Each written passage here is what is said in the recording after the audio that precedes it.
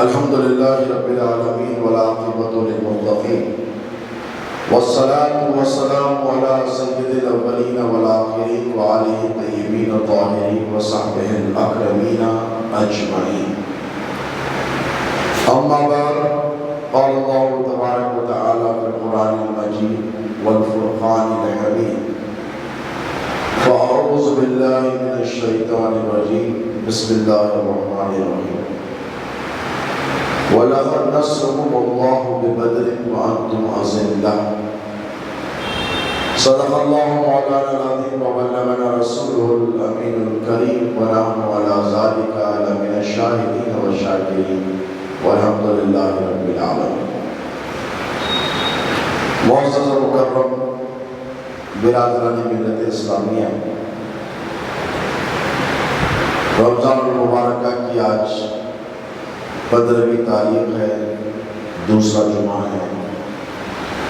اللہ رب تبارک و تعالیٰ تیسرا ایک میں غیر حاضر رہا شاید سے وہ تیسرا جمعہ ہے. آغاز ہی جمعے کے ساتھ ہوا تھا اور ایک فورٹ نائٹ جسے کہتے ہیں 15 دن ختم ہو گئے ہیں اور 14-15 دن کا یہ مہینہ عظیم مہینہ ہمارا مہمان ہے. یقیناً مسلمان صاحب ایمان، اللہ اس کے رسول پر ایمان رکھنے والے، محبت رکھنے والے اور آخرت پر ایمان رکھنے والے، جزا و سزا کا دھیان رکھنے والے، ایسے لوگ اس مہینے کا بڑا اہتمام کرتے ہیں، اس کی قدر کرتے ہیں، اس کی ریسپیکٹ کرتے ہیں اور کرنی بھی چاہیے. اور جو اس مہینے کا خیال رکھتے ہیں، یہ مہینہ قیامت تک ضرور خیال رکھیے گا انشاءاللہ. دوستو، رمضان المبارک ایک ایسا عظیم شان مہینہ ہے جس کے دن بھی لاجواب ہے اور جس کی راتیں بھی لاجواب ہیں. جن کے دن روزوں سے گزارے جاتے ہیں اور راتیں قیام کے ذریعے سجائی جاتی ہیں. ایک جذبہ ایمانی ہے جو سرشار ہو جاتا ہے بندے مومن میں. نیکیوں کا غلبہ ہوتا ہے، برائیوں سے، گناہ سے، نافرمانیوں سے احتیاط اجتناب کرنے پر دل آمادہ ہوتا ہے. یقیناً کامیاب ہے وہ لوگ جو اس مہینے کی قدر و منزلت کرتے ہیں اور اس کا ایک ایک پل ناپ اور تول کر گزارتے ہیں تاکہ اس مہینے کی انہیں برکتیں بھی مل سکیں اور انعام کے طور پر مغفرت کا مژدہ اور پروانہ مل سکے. اللہ تبارک و تعالیٰ عالم اسلام کے تمام مسلمانوں کے روزوں کو قبول فرمائے، ان کے خیال کو قبول فرمائے اور ان کی عبادتوں کو شرف قبولیت عطا کرے، دعاؤں کو مستجاب بنائے. دوستو، یہ وہ مہینہ ہے جس میں اللہ تبارک و تعالیٰ نے روزوں کو فرض کیا. یہی وہ مہینہ ہے جس میں اللہ نے قرآن مجید کو نازل بھی فرمایا. اللہ نے فرمایا شہر رمضان الذی انزل فیہ القرآن، کہ یہ وہ شہر رمضان ہے. یہ شہر سے مراد ہماری زبان میں شہر سٹی کو کہتے ہیں اور عربی میں شہر مہینے کو کہتے ہیں. اللہ نے فرمایا شہر رمضان، رمضان کا مہینہ. جیسا آپ کہتے ہیں نا رمضان کا مہینہ، اللہ فرمانا ہے رمضان کا مہینہ. آغاز فرمانا ہے کہ رمضان کے مہینے سے. شہر رمضان الذی، یہ وہ مہینہ ہے انزل فیہ القرآن، کہ ہم نے اس میں قرآن کو نازل کیا.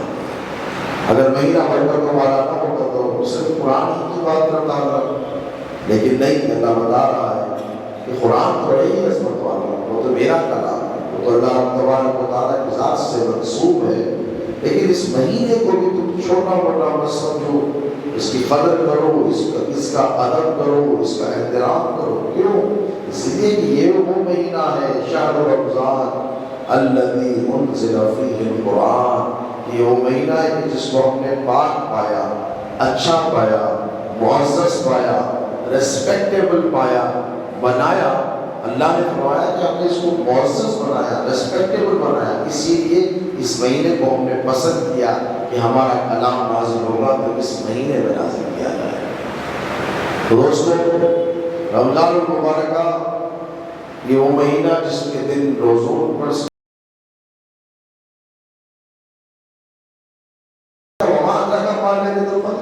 ہم نے اس کو لیلۃ القدر میں نازل کیا. تو کیا جانے لیلۃ القدر میں؟ لیلۃ القدر خیر من الف شہر، یہ ہزار مہینوں سے افضل بات ہے. تو دوستوں اللہ تبارک و تعالیٰ نے اور آپ کو واضح طور پر کر بتا دیا کہ رمضان میں، پھر رمضان میں قرآن نازل ہوا، پھر رمضان کی لیلۃ القدر میں نازل ہوا، تو تاخراتوں میں نازل ہوا. تو اس اعتبار سے بھی رمضان المبارکہ بڑا مقدس مہینہ ہے کہ دن تو دن رات کے بھی اس کی عظمت اور برکت پاتی ہے. عمومی طور پر رات کا جاگنا مایوب سمجھا جاتا ہے. آج بھی معاشرے میں ڈاکٹروں سے پوچھئے، طبیعت خراب ہوتی ہے، لوگ جاتے ہیں تو ڈاکٹر کہتا ہے ایسا لگتا ہے آپ سو نہیں ہیں. نہیں ڈاکٹر صاحب اچھی نہیں ہوئی. نہیں، میں دن کی نیند کی بات نہیں کر رہا صاحب، میں رات کی نیند کی بات کر رہا ہوں. ہے بتائیے، ڈاکٹر یہ کہتے ہیں رات میں سویا کریں آپ تاکہ آپ کی صحت اچھی رہ سکے. اللہ تبارک و تعالیٰ نے رات بنائی ہے، اس کو لباس بنایا ہے، آرام کے لیے بنایا ہے، جد و جہد کے لیے. لیکن رمضان کا مہینے میں اللہ یہ نہیں کہہ رہا ہے کہ راتوں میں آرام کرو، بلکہ اللہ کے رسول تو فرماتے ہیں کہ دن میں روزے رکھو، رات میں قیام کرو. دن بھر محنت کرو، مشقت کرو، روزے کی بھوک اور پیاس کو برداشت کرو. اس کے بعد یہ نہیں فرمایا جاتا کہ آرام کر لو، سو جاؤ شام پڑھ کر. نہیں، اللہ کے رسول فرماتے ہیں دن بھر کے تم تھکے ہو، بھوکے ہو، پیاسے ہو، مشقت کی ہے، محنت کی ہے، کوشش کی ہے، بھوک کو برداشت کیا، سب کیا ہے نا، اب آؤ رات میں آ کر اللہ کی بارگاہ میں ٹہل جاؤ. بیٹھنے والی بھی بات نہیں ہے، چلو بیٹھ کے کرنے کی کوئی عبادت نہیں، مشقت میں ڈالا جا رہا ہے. کیوں ڈالا جا رہا ہے؟ اس لیے ڈالا جا رہا ہے مشقت میں کیونکہ انعام بہت بڑا ہے دوستوں، بہت بڑا انعام. ہم نہیں سمجھ پاتے ہیں رمضان کی برکتوں، ہم اندازہ نہیں کر پاتے کہ اللہ رب تبارک و تعالیٰ ہمیں کیا کیا عطا فرما رہا ہے. ایک مہینہ ایک ایسا مہینہ ہے، اکثر و بیشتر ہم اس خیال میں، اس مفروض اور باطل خیال میں رہ جاتے ہیں کہ بھئی آخری دن میں کر دیں گے، دوسرے دن میں.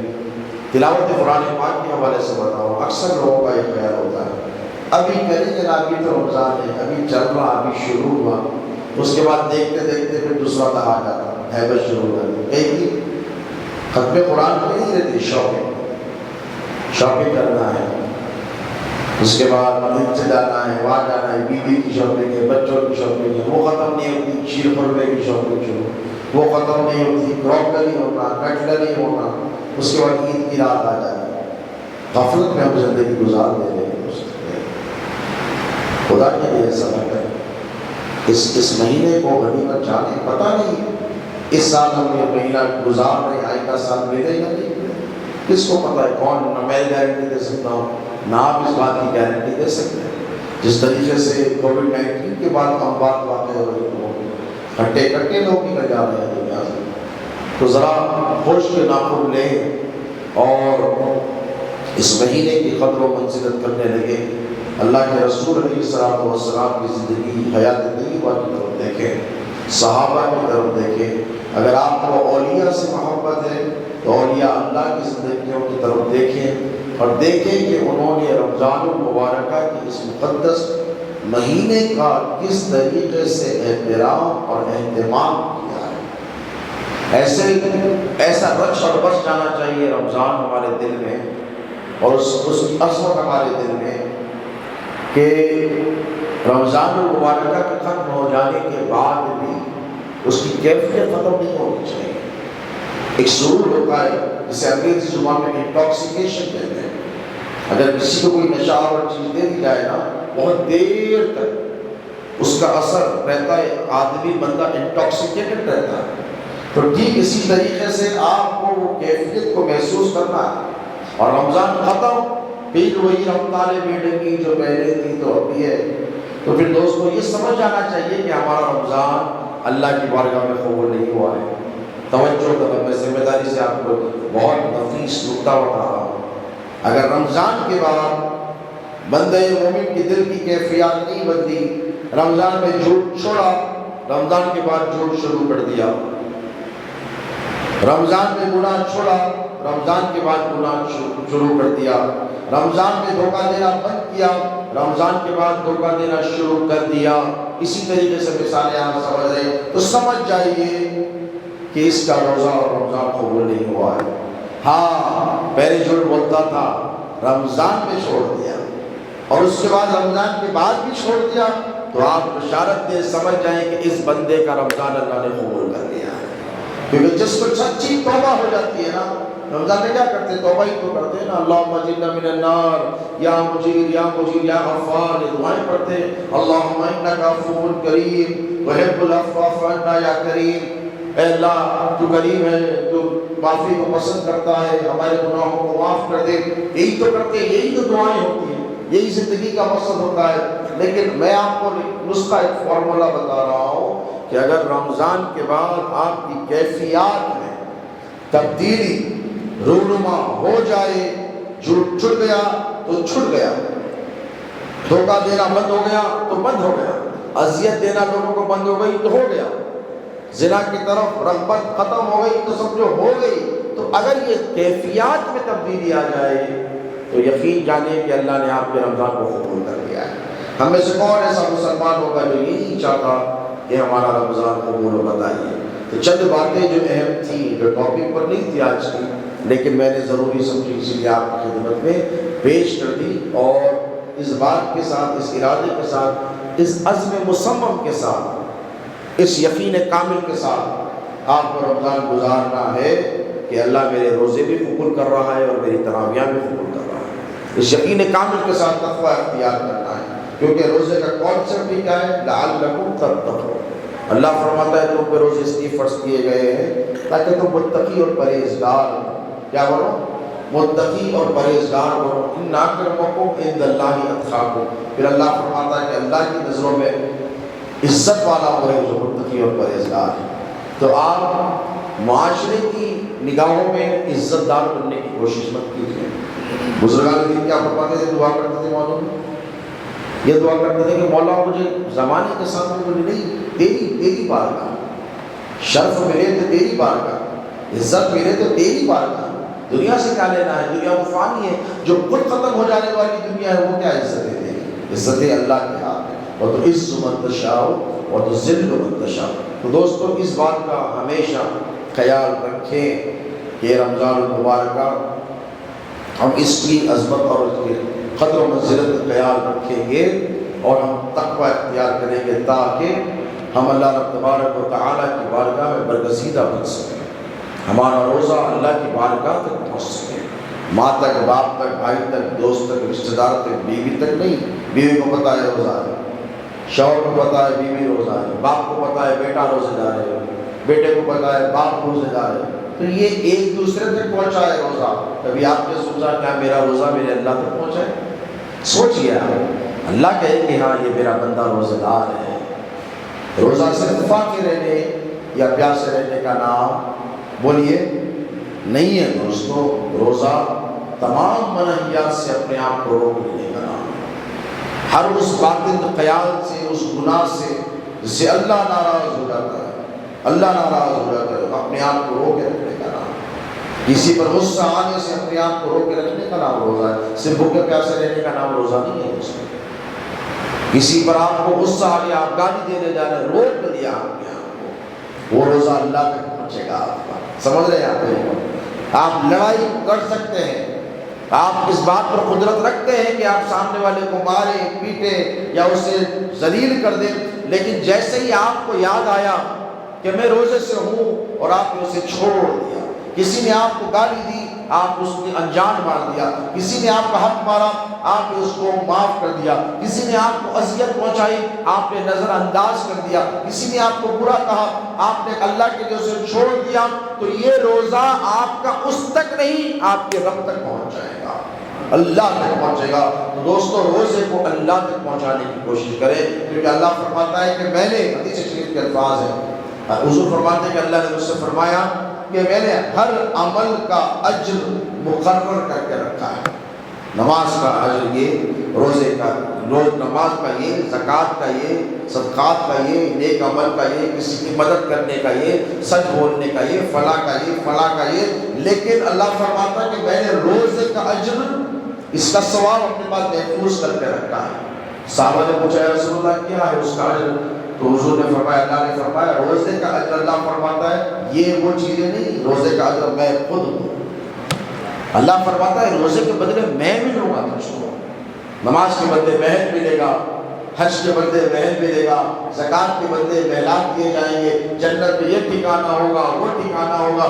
لیکن اے بندے تو نے میری محبت میں کھانا چھوڑ دیا، میری محبت میں پانی چھوڑ دیا، میری محبت میں نافرمانیاں چھوڑ دی، تو سن تیرا انعام یہ کہ تیرا رب تجھے ملے گا۔ اب جسے خدا مل جائے دوستو، اس کی کامیابی اور کامرانی کا کیا کہنا۔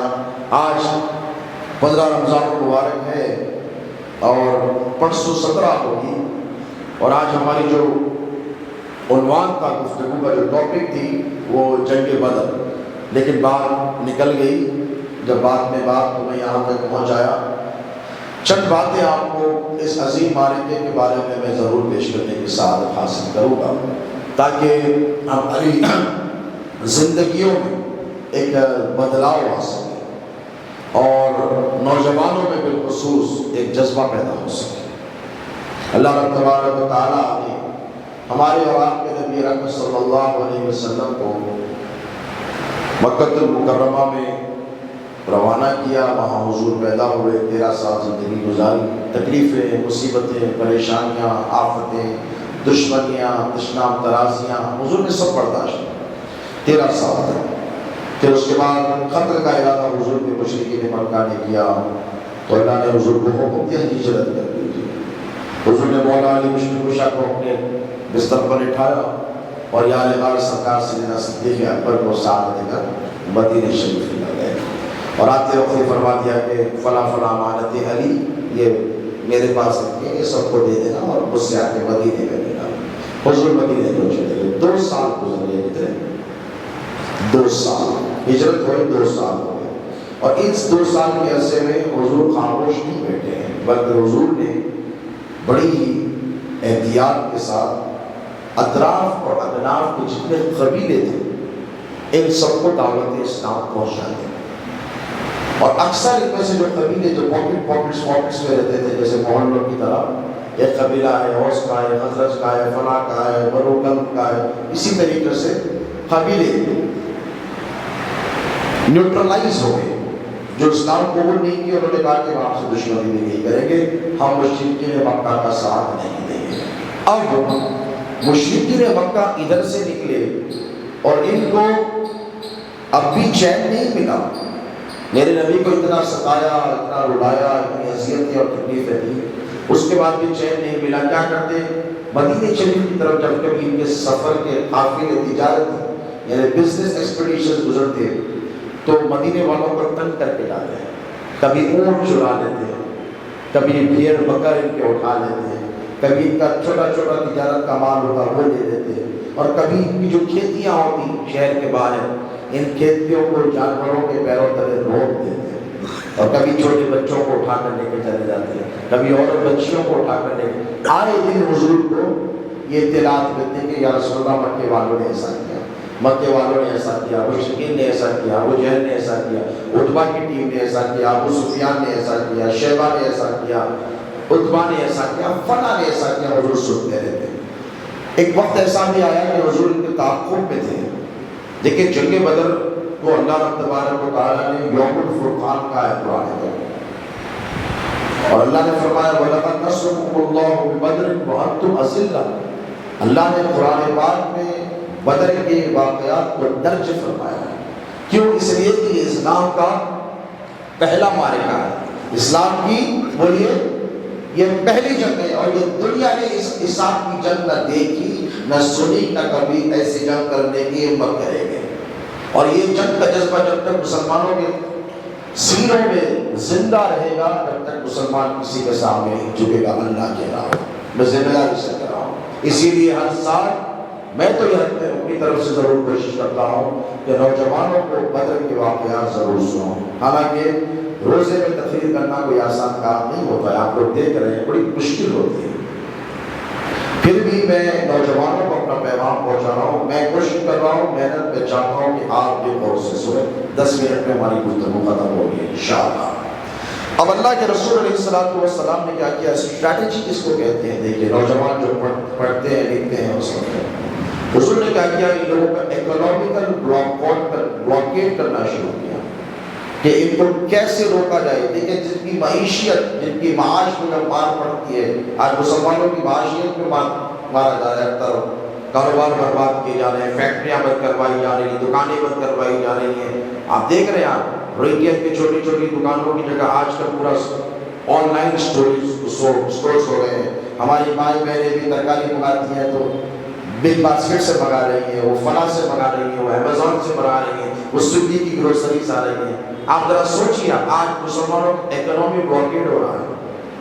یہ جو غریب ہمارے مسلمان بھائی جو ترکاری کی پٹی والے ہیں نا، ان کا جو گزارا چلتا ہے یہ ریلائنس کی ترکاری سے نہیں گزرتا ہے. آپ وہاں سے کھا رہے ہیں، مت منگائیے، ان سے دیجیے، غریب سے دیجیے. جو چیز آپ کو یہاں میسر نہیں ہوتی آپ کو اجازت ہے آپ وہاں سے منگا سکتے ہیں، لیکن آپ کو پتہ نہیں آپ کس کو تکلیف دے رہے ہیں اور کس کو فائدہ پہنچا رہے ہیں، کس کا نقصان کر رہے ہیں. یہ ہمارے پاس یہ اسٹریٹجی ہے ہی نہیں. جس راستے پر ڈال دیا مسلمان پڑ جاتے ہیں. اور میں دیکھتا ہوں کہ ہمارے پیر مرشد حضرت علامہ شیخ غوث اعظم قدس اللہ العزیز فرمایا کرتے تھے کہ چکانا سنت ہے، چکانا سنت ہے، چکانا سنت ہے. لوگ کہتے ہیں اکثر، حضرت فرماتے تھے کہ جب تجھے یہ سنت یاد ہے چکانے کی تو سونے کی دکان پر جا کر کیوں نہیں چکاتا؟ کوئی بڑے شو روم پہ جا کر کیوں نہیں چکاتا؟ تجھے چکانے کی سنت یاد آتی ہے تو غریب ترکاری والے کے پاس، ایک رکشے والے کے پاس، ایک آٹو والے کے پاس جو پہلے سے خود مرا ہوا ہے. اگر عمل کرنا یہ سنت نہیں ہے، طبیعت بنانی ہے ہم لوگوں نے. ہم غریب کو بس پریشان کرتے ہیں. ہم غریب سے کہتے ہیں کہ نہیں اتنے میں دو، 5 روپے کی چیز نہیں 3 روپے میں دو، بچے کا کیا اس کو. اور شو روم پہ جاتے 100 روپے ٹیگ لکھا ہوتا ہے، یہ نہیں پوچھتے جا کے اس کو 80 روپیز میں دو، 100 کے 100 لے کر کے کراتے ہیں. تو اس روش کو، اس طریقے کو بدلو، کوشش کرو. غریب ہے نا، محنت کر رہا ہے، دھوپ میں کر رہا ہے، 2-4 روپے بڑھ کر دے دو اس کو، پھر اس کے چہرے پہ آنے والی مسکراہٹ کو دے دو. خیر متوقع کسی کو پیسہ مل جاتا ہے نا، 80 روپے بل ہوا 100 روپے دے کے چلے جاؤ. اگر تم کو اللہ نے دیا ہے تو بھائی یہ 20 روپے میری طرف سے نظر ہے، آپ محنت کر رہے ہیں اور میں محنت کرنے والوں کی قدر کرتا ہوں. ہم محنت کرنے والوں کی قدر نہیں کرتے، اے سی شو روم میں بیٹھ کر آئیے بیٹھیے جائیے والوں کی ہم قدر کرتے ہیں، غریب کی نہیں کرتے. اس مزاج کو بدلنا پڑے گا، کیونکہ ہم اس نبی کے غلام ہیں، اس نبی کے امتی ہیں جنہوں نے سارا کام اسٹریٹجیز بنا کر کیا. حضور کا ہر کام پلاننگ سے ہوتا تھا. 2 سال، کتنے 2 سال مکہ چھوڑ کر مدینے آ کر میرے مصطفیٰ نے پلاننگ کی ہے کہ ان کا اکنامیکل بلاکیٹ کیسا کیا جائے، ان کو آئسولیٹ کیسا کیا جائے پولیٹیکلی. تو حضور نے کیا کیا پتا ہے، اطراف کو پورے قبیلوں کو نیوٹرلائز کر دیا. کوئی قبیلے کی ہمت نہیں کہ اب مدینہ اسلامی ریاست بن کر ابھر رہا ہے، مدینہ اسلامی ریاست بن کر ابھر رہا ہے. اب یہاں سے 6 سال ہے مکہ فتح ہونے والا ہے. حضور کی پلاننگ کو دیکھیے. آپ حضور کے غلام ہیں تو پلاننگ کیجئے زندگی میں اس لیے کہہ رہا ہوں. اسی لیے بدر کا مارے کا وقت بہت کم ہے، بہت ساری باتیں چند باتیں آپ کی خدمت میں بہت امپورٹنٹ ہے مسلمانوں کے لیے. اللہ کے رسول علیہ السلام نے تعاقب کیا اور حضرت عبداللہ بن جیش ایک صحابی رسول تھے، ان کو بھیجایا.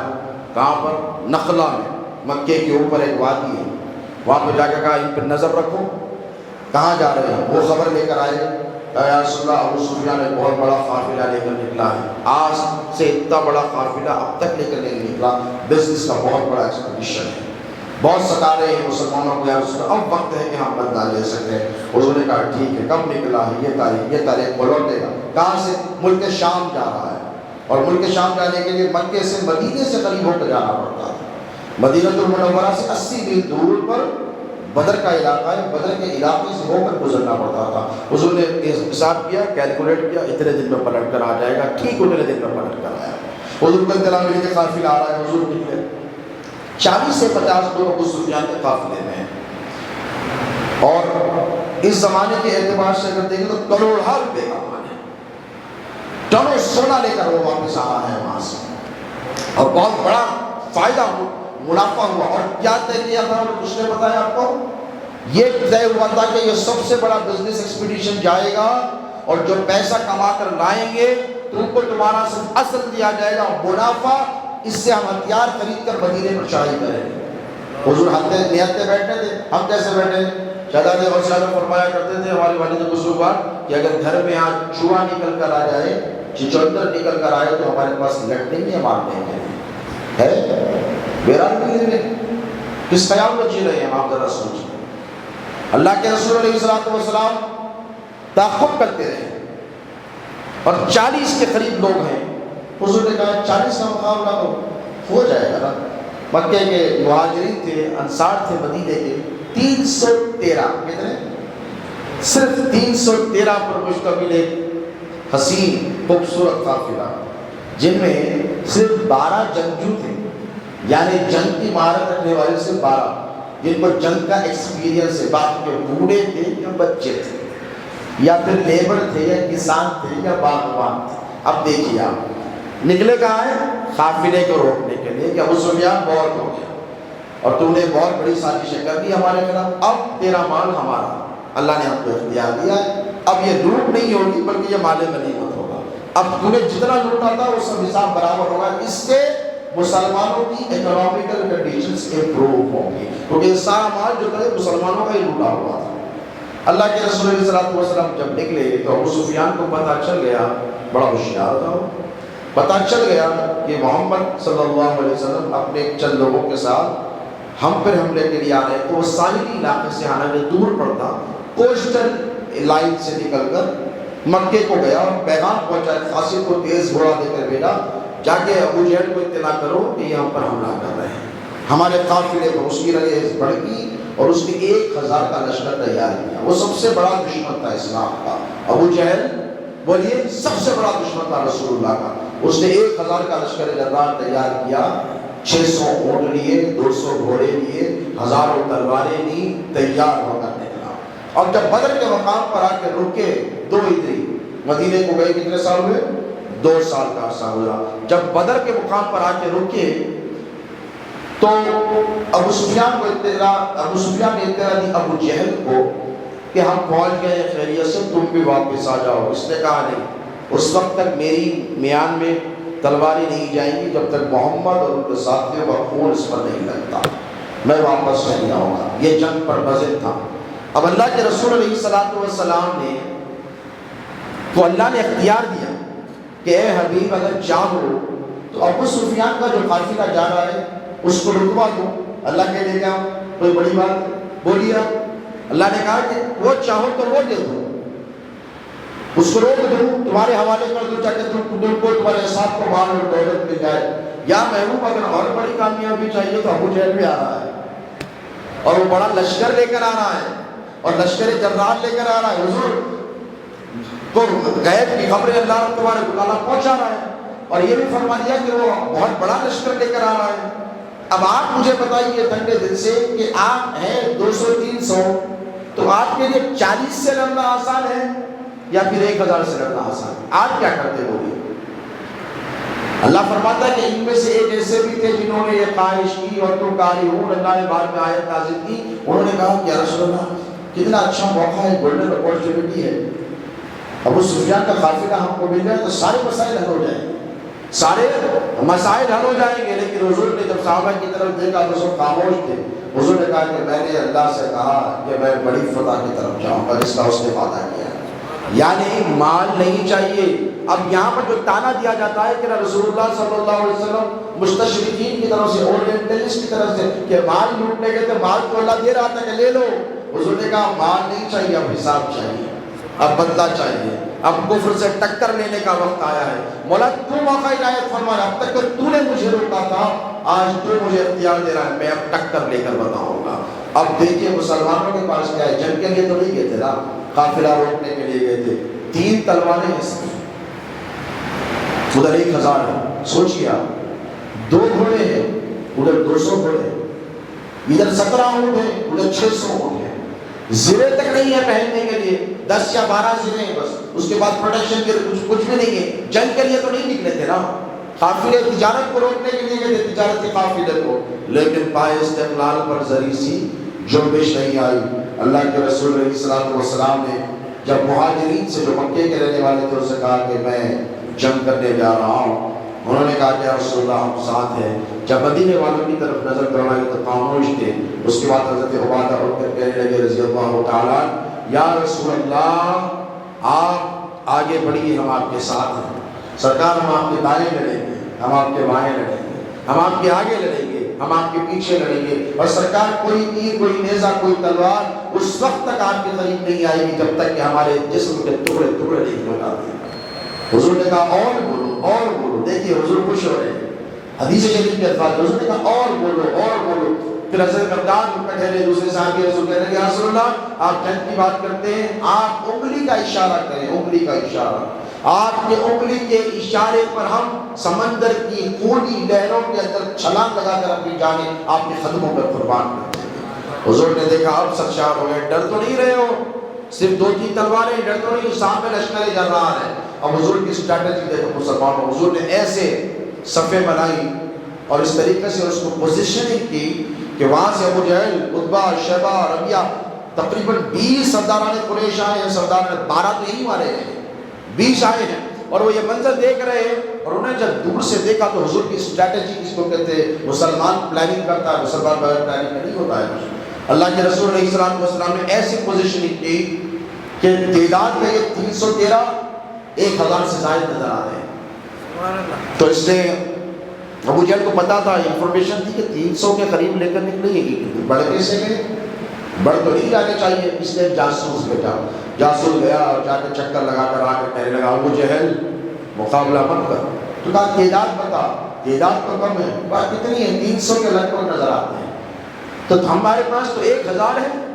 اس نے کہا ہمارے پاس تو 1000 ہے، پھر مقابلہ کا تلواریں بہت کچھ نہیں ہے ان کے پاس، نظر بھی نہیں آتی تلواریں، تو کہا پھر مقابلہ تو بڑی آسانی سے ہو جائے گا۔ تو اس نے کہا کہ نہیں، تیرے پاس 1000 زندگیاں ہیں، محمد کے پاس 300 موتیں ہیں، وہ سر پہ کفن باندھ کر آئے۔ زندگی موت سے ہمیشہ ہار جاتی ہے، یاد رکھ، موت ہرا دیتی ہے زندگی۔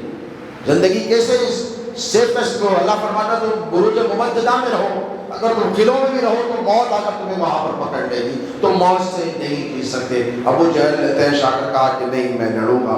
اس صورتحال میں اللہ کے رسول علیہ الصلوۃ والسلام نے ایک ایسا سجدہ کیا، امیر المومنین سیدنا ابو بکر صدیق رضی اللہ تعالیٰ عنہ فرماتے ہیں کہ میں آیا، حضور کی ہچکیاں لگ گئی، حضور نے ایک تاریخی جملہ کہا، کیا کہا؟ اللہ سے صرف اتنا کہا کہ اے اللہ ان مٹھی بھر مسلمانوں کو توجہ رکھیں، آج جو فلسطین میں مسلمانوں کے ساتھ ہو رہا ہے پتہ نہیں کہاں اور ہو جائے، کس کے ساتھ ہو جائے، توجہ رکھیں آپ ان جملوں پر۔ حضور نے کہا یا اللہ اگر آج یہ مٹھی بھر مسلمانوں کو تو نے فتح نہ دی تو سن میرے پروردگار، تو جانتا ہے روئے زمین پر پھر تیرا کوئی نام لینے والا زندہ نہیں ہے۔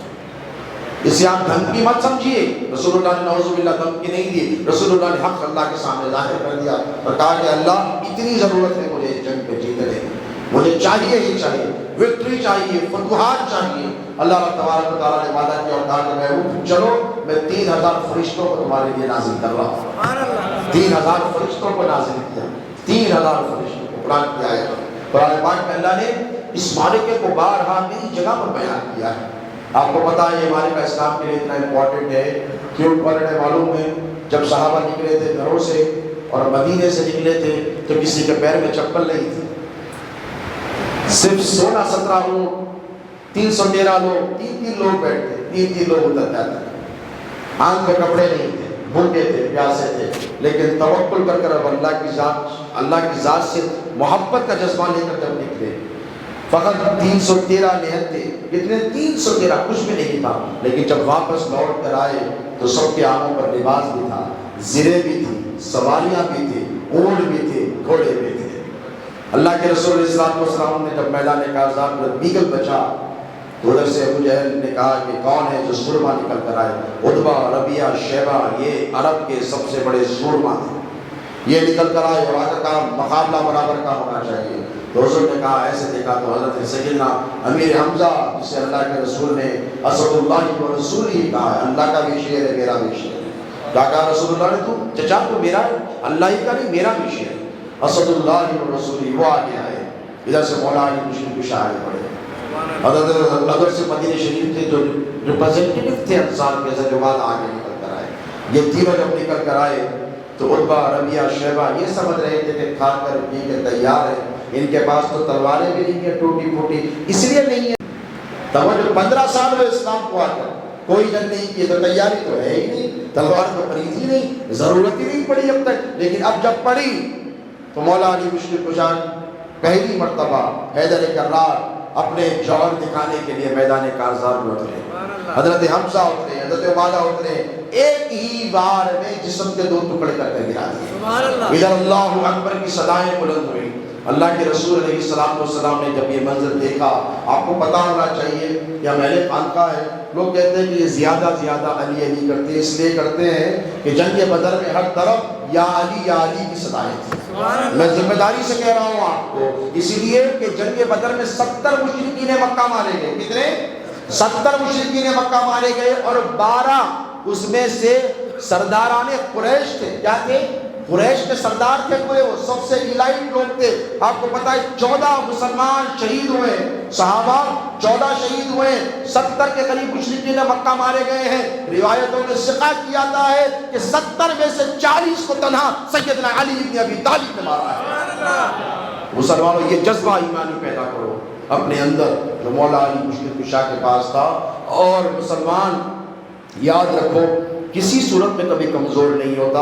یہ جنگ بدر کا واقعہ، یہ معرکہ ہم کو صبح قیامت تک درس دے رہا ہے کہ 313 ہو، نہتے ہو، لیکن صرف اگر ایمان ہو اور پختہ ایمان ہو، اللہ کی ذات پر کامل بھروسہ ہو، تو کامیابی تمہارے قدم چومے گی۔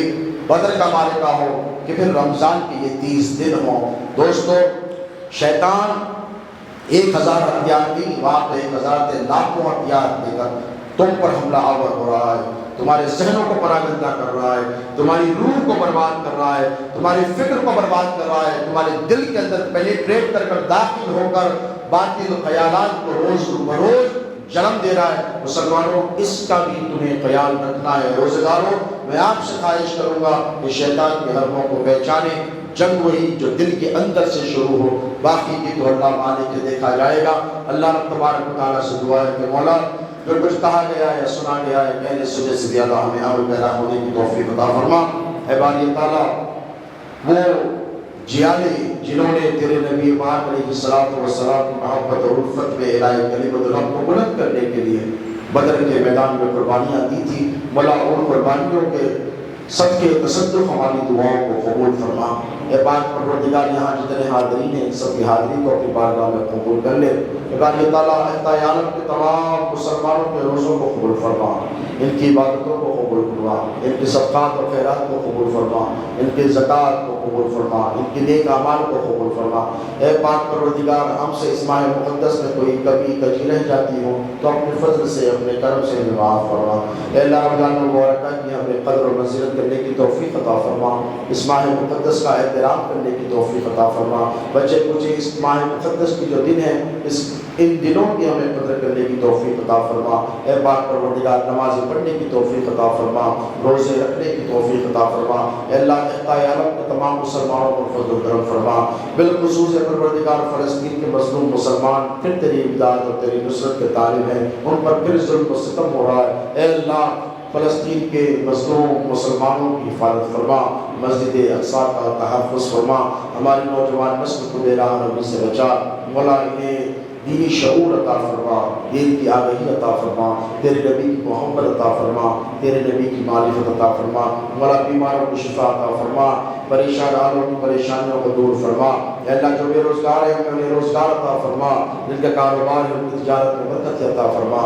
اے اللہ، جو بے اولاد ہے انہیں اولاد عطا کر دے، جن کی اولاد ہے ان کی اولاد کو نیکوکار اور متقی پرہیزگار بنا دے۔ اے اللہ، ہمیں جو بے نمازی ہیں انہیں نماز بندگانہ با جماعت ادا کرنے کی توفیق عطا فرما، جو نماز پڑھتے ہوں ان کے صدقوں میں شوق و ذوق عطا فرما۔ اے اللہ، جن کے والدین زندہ ہیں ان کی عمر دراز فرما، جن کے ماں باپ دنیا سے گزر گئے ان کی بے پناہ مغفرت فرما۔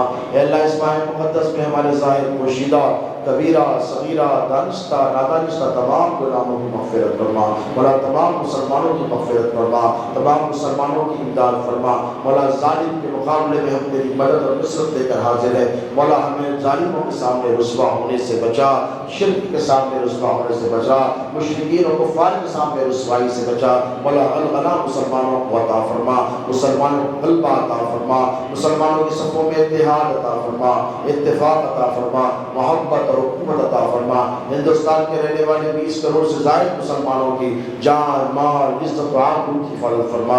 ہماری ماؤں بہنوں بیٹیوں کی عزت و عصمت و عفت کی حفاظت فرما، ہماری جائیداد و املاک کی حفاظت فرما، ہماری آل اولاد کی حفاظت فرما، ہماری مسجدوں اور خانقاہوں اور مدرسوں کی حفاظت فرما۔ وصلی اللہ تعالی علی خیر خلقہ سیدنا ونبینا وشفیعنا وحبیبنا ومولانا محمد وآلہ وصحبہ اجمعین وما علینا الا البلاغ المبین۔